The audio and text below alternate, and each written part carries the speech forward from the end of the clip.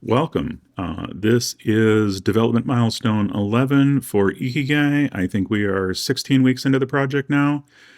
Like I have done with previous ones, I'm going to do a walkthrough of Ikigai, and I'll throw some extra emphasis on the new features that we worked on in this cycle. Ikigai itself is a terminal coding agent like Claude Code or Gemini CLI or any of the others. It is a personal experiment to really learn how these things work, and I am putting extra emphasis on the foundational primitives so that they're more flexible and can be combined in more ways as I do experimentation. One of the very first things that I want to show off is that it has this concept of a permanent event history that is stored into the database, which is separate from its message context. So if I ask, what is 1 plus 1, that is an event of me sending what is 1 plus 1 to the LLM, and an event of it responding with 2. And if I were to exit from Ikigai and restart Ikigai, you can see that that event history is replayed, and then at this point now the context, the message context also has the exact same, it has that replayed into the message context. So there actually is no difference between those two at this point. But what will happen in the future is there will be tooling that allows Ikigai to search and summarize and do things with its past history.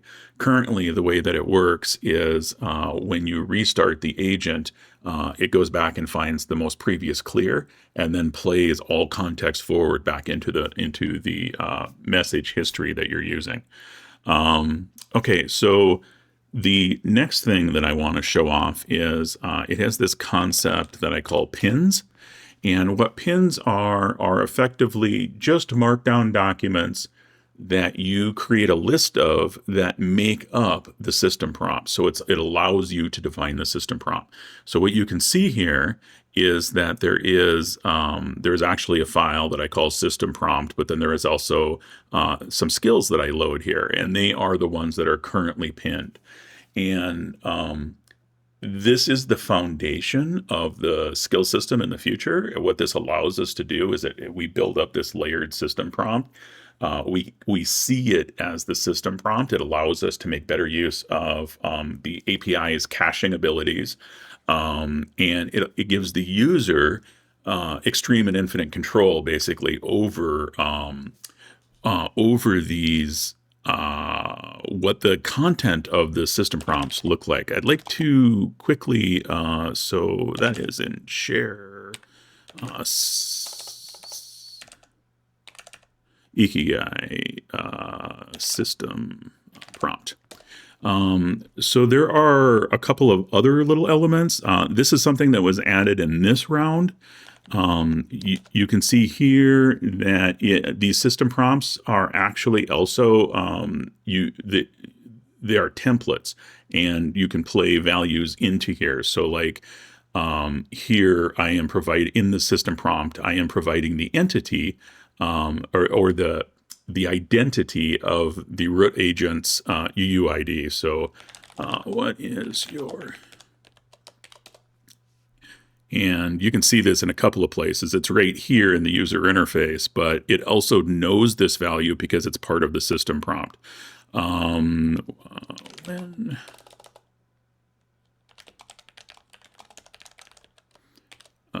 So any of these values that are here, it's a pretty limited catalog of values that can play in there at the current moment. But that is how pins work, right? They build up the system prompt. It allows you to build exactly the context you want for that particular agent all the way down. Okay. You manage it by specifying the pin and a path, or you can unpin and a path for something that is already pinned, right? That is how you manage that. The other thing that you can see here that I want to show is Ikigai has the concept of an internal file system. And the reason for this is because I very much intend to detach Ikigai from the Git repository. If I get to it in this video, we can look at the external orchestration system that I'm building. And quite truthfully, the way I see this in the future is you interacting with an agent. You may or may not be in the repo. It will be able to spin off the ephemeral, the orchestration will spin off an ephemeral worker agent that can pull down the repo, make the changes, do the push and the pull request, and it has nothing to do with where you're interacting um, uh, with the agent. You could be in a remote system interacting with the agent, where the ephemeral workers happen. Could be off in the cloud, or they could be off on a server, or they could be wherever. Those two concepts are split apart. And so the way this works right now in Ikigai is it's not completely full featured, but what we do is we map these IK URIs to somewhere, and the agent doesn't know where those. Well, the agent does. The LLM and the user don't have to really know where those are.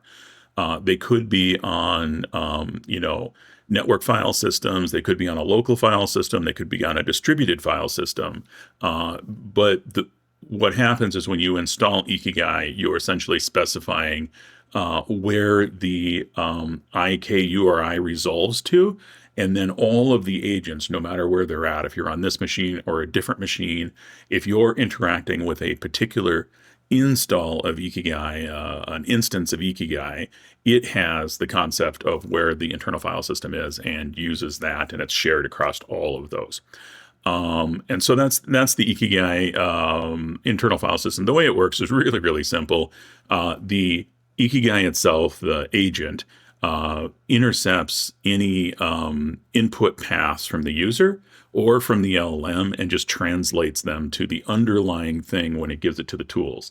So if I say copy a file, use bash to copy a file from A to B, and I give a IK URI, when the bash tool gets it, it's actually just the normal system path. It's not the IK path.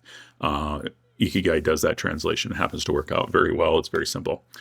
Okay, the next, the next thing to probably talk about is tools. So Ikigai now has the concept of internal tools and external tools. I am keeping things very explicit, and I may decide in the future to, kind of reduce the surface area. But so far, I am pretty content with just being small and explicit. And so what you see here in this list is, things like bash, which are external tools. The concept of external is, well, it's easier if I do it the other way around. The concept of internal is it's manipulating internal data structures of Ikigai. It's a function that gets called inside of Ikigai. And the concept of external is that it doesn't need that, right? And so, the classic tools, the bash, file edit, file read, file write, all of those, glob, grep, they're just executing external tools to interact with the external world. Internal tools execute and interact with the internal world. Now, Ikigai has a very unique property in that the external tools are just external binaries. They are effectively any binary that can play along with the JSON RPC schema. So they take JSON in, they take JSON, they spit out JSON, and it's exactly in the same format. It's in the format that the LLMs expect. The caveat there is we support multiple LLMs, and so what we do is we have a superset format that we then translate down to whichever LLM we're talking with at the moment. But in effect, the JSON is exactly what you pass on to the LLM, and anything can then become a tool. The idea behind this is that you can take a skill and an executable, and you can bundle them together, and it looks just like a native tool, inside of the agent. It means that basically that, it doesn't have to shell out to bash to use the thing. It can look like an internal tool. It can be tightly integrated and save that little bit of context. Okay, internal tools. The big ones that we did this time are, the other ones do exactly what you would expect. I'm not going to demonstrate them. They've been demonstrated before, but we have bash and file edit, file read, file write, glob and grep for searching the directories. We have web fetch and web search.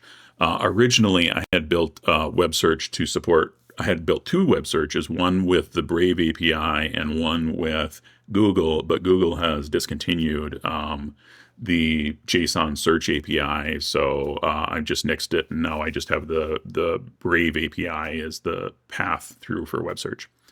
Okay, the big new feature of this release is internal tools. So it always was true in the past. Here, let me demonstrate this. You can see right here, that is a short representation of the current agent. So if I type agents, I'm going to get a description of all running agents. And you can see that that is the full UUID for the particular agent that I am right now, the root agent. And if I type fork, I'm going to create a child agent, and you'll notice that this is going to change right here. I am now a forked child. This is my my new UUID as that child. You can see that that new UUID is okay. So that's like just messing with my dyslexia. So it gives me two of them. I thought it was identical for a second there, but one's DN and one's ND. Anyway, we are the new child agent, and you'll notice that I guess I didn't do it, but when a fork happens, it gets the parent's history. And so you have to choose to either give the fork a new prompt, or you get the parent's history, and then you can clear and move on if you want.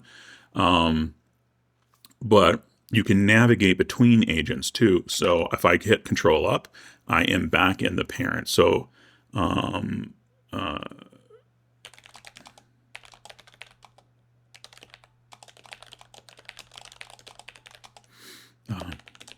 I just want to put a little bit of context into history so you can see it. And so now if I go back down into this,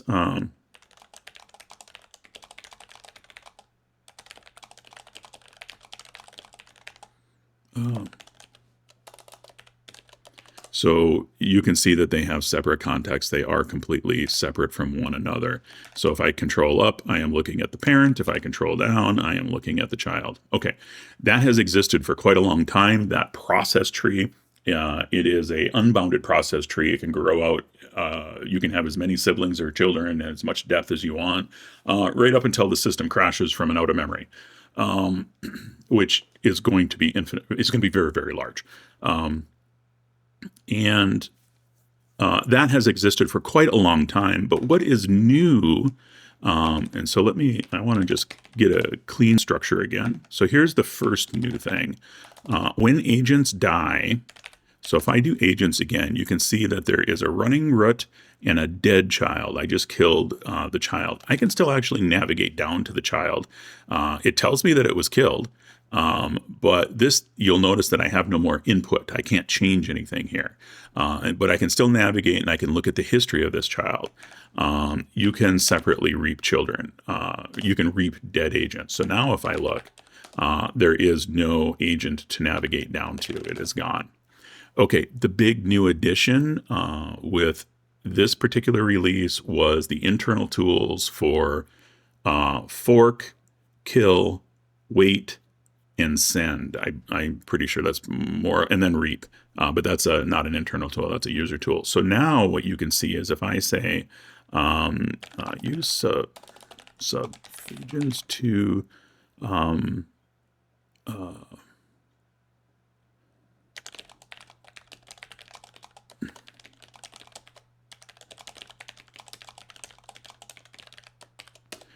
So what I've done is I've asked the LLM to use its available tools to create subagents and gather some information for me.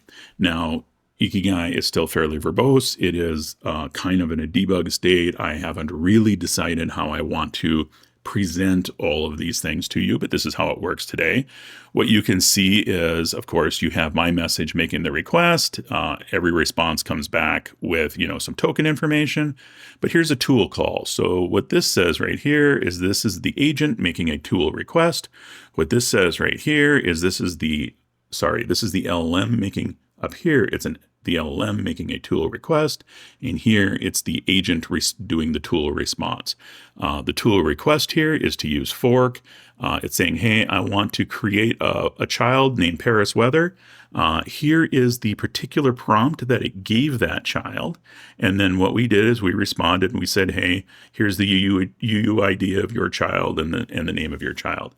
And now you'll notice that the UUID of this is YM, right? So if I navigate down,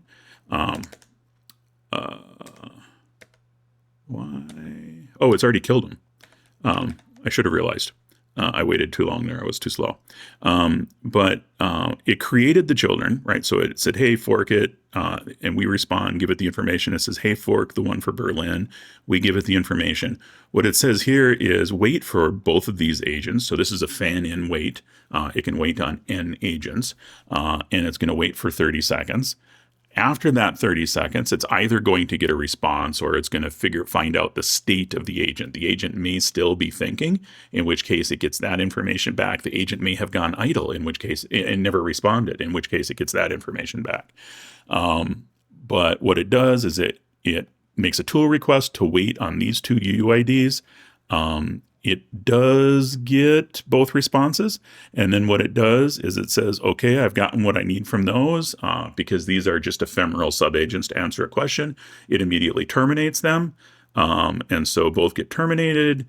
When it did the wait, you can see that in the response, it actually is where you get the response from those subagents. Then it collects all the information together, answers the question. That is really effectively it. That is the bulk of the new feature.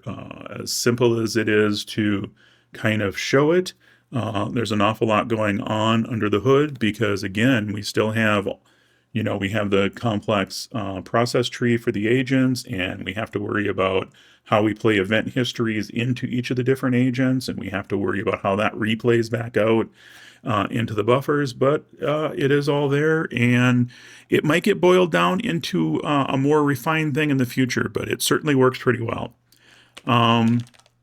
I haven't really demonstrated it yet, but I think as is pretty clear, if you look at the GitHub repo or any of the previous videos, we currently support three AI providers, which is OpenAI, Anthropic, and Google.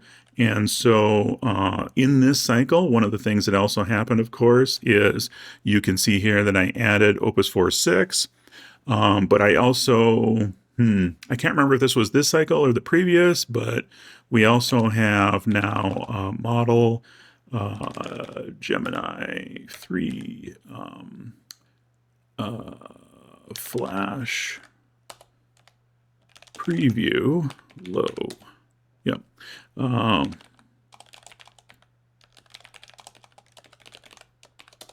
So we now support Gemini 3 Flash Preview and Gemini 3 Flash Pro. And I have added support for Codex 6. Let me see. GPT. We have 6.1 and 6.2. Is it 6.3 that they just have that preview release out? I added in the most recent Codex one, even though I can't actually use it for my account. It should work. What else? Let's look at the help real quick. So I haven't talked about it, but you can refresh the tool registry because the tools are external binaries. I can say refresh, and that will reload the tool registry in case something has changed on the outside. You can do tool sets. So I don't think I have one defined, but what the tool set is a filter. So if we currently have these tools, if I made a tool set, this is the common example I give. You want to have a read-only agent. You could say the tool set is file read, I do not remember if it takes a comma separated list. I think it does. Glob, grep, and probably web search. And so now if I do tool,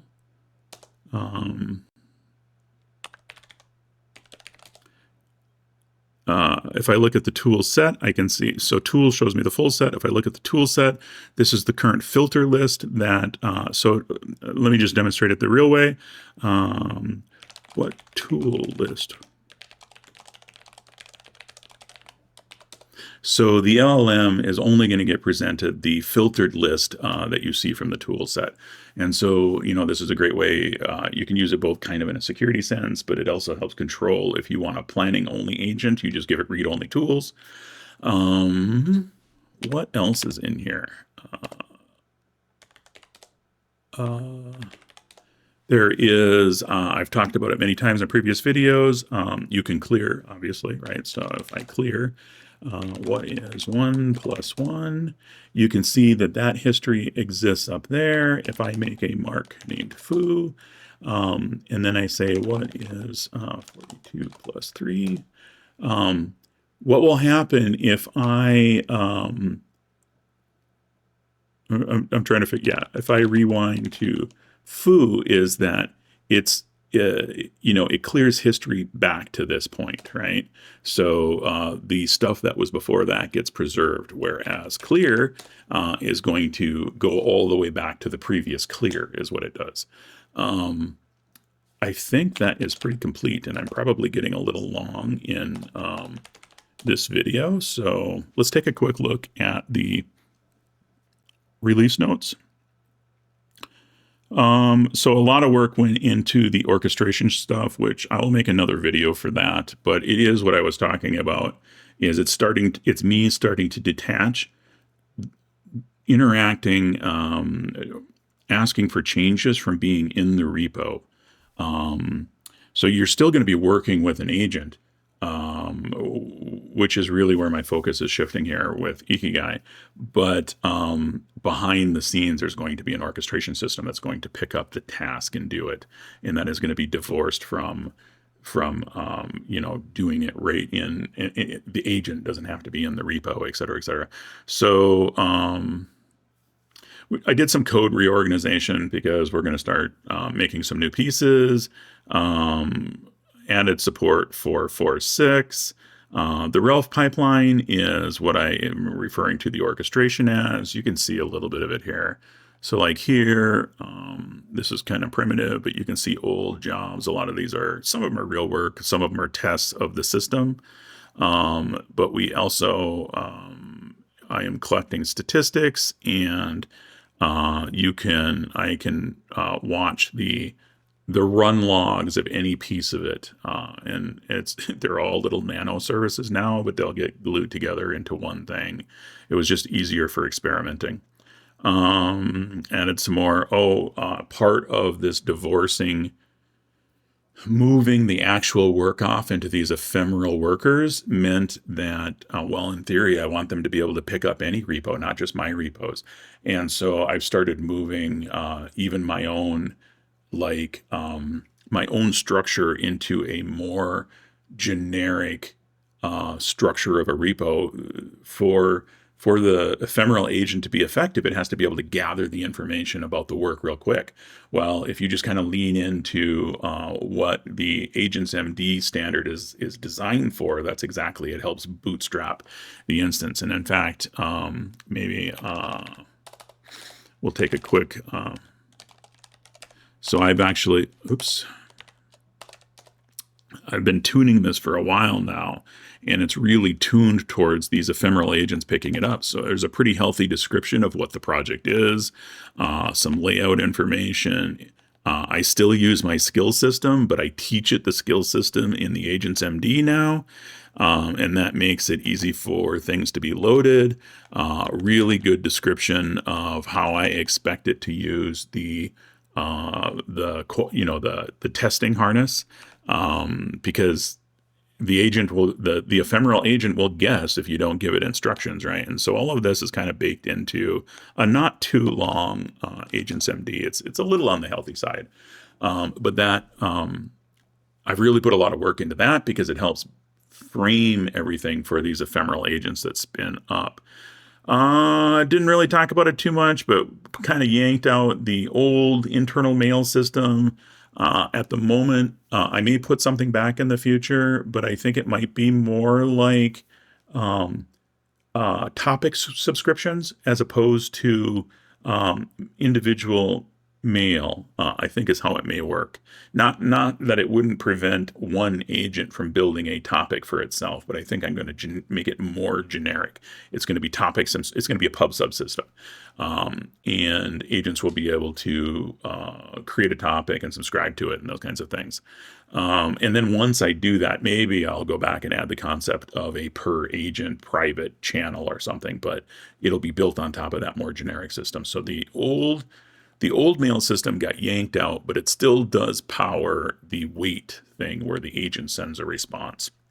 Cleaning up testing stuff, did a lot of dead code removal.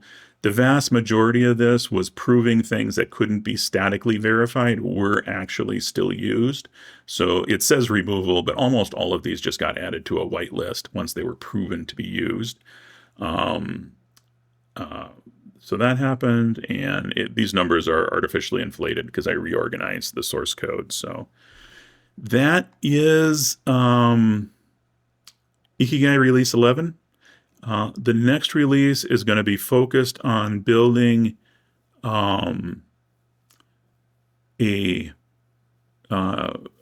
to add a Unix socket that it listens to into the REPL loop, so that, and almost entirely, so that Claude Code can interact with it, because it's a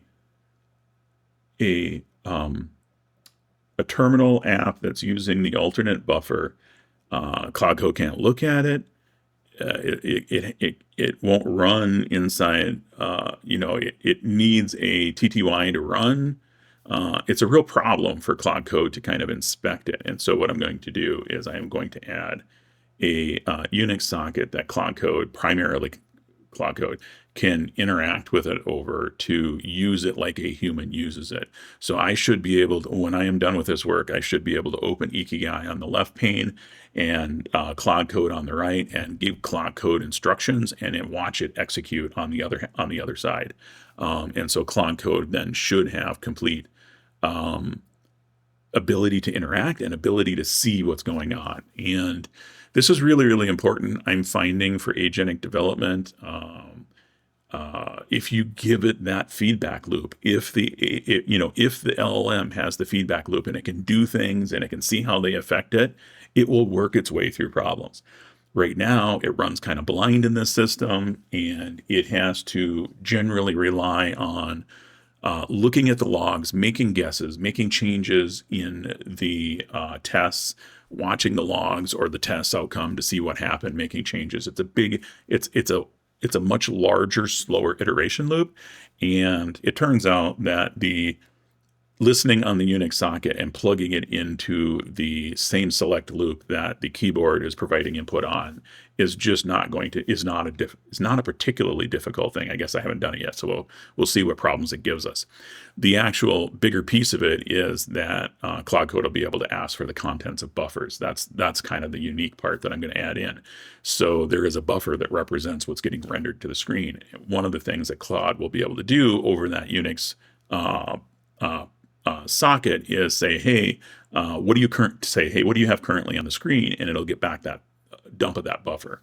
And so that's how it becomes interactive for LLMs. It now can do input, and it can make requests to see things, and will expose all the major structures in memory for it to be able to see things. It can already interact with the database well, so it just goes out and looks in the database.